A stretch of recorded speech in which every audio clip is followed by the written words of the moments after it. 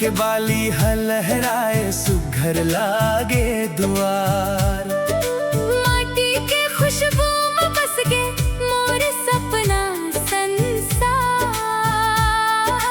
मोर छत्तीसगढ़ महतारी तोर माया पार।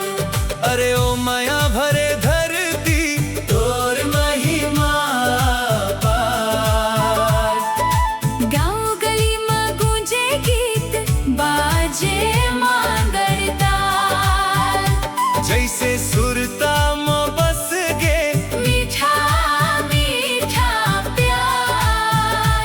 मोर छत्तीसगढ़ महतारी जय हो तोर दुआर।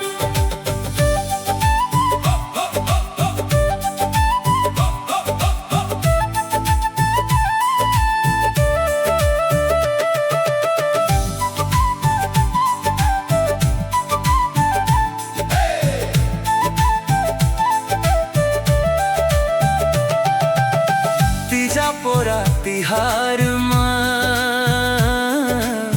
हंसी गूंजे चारों ओर। सुआ नाचे अंगना माँ गाए सब झूम झोर।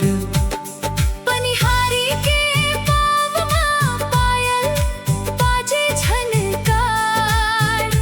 धान के कोठी भर भर जावै खुश होवे परिवार।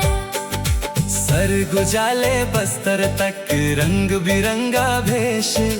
भाखा बोली रीति रिवाज सब में बसे स्नेह। जंगल पहाड़ नदी नरवा प्रकृति के उपहार। तोर छाव में जियत हन ये जीवन साकार।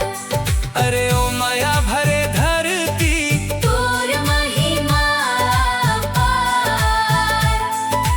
गाँव गली में गूंजे गीत बाजे मांगर ताल। जैसे सुरता में बस गे मीठा मीठा प्यार। मोर छत्तीसगढ़ महतारी जय हो तोर दुआर।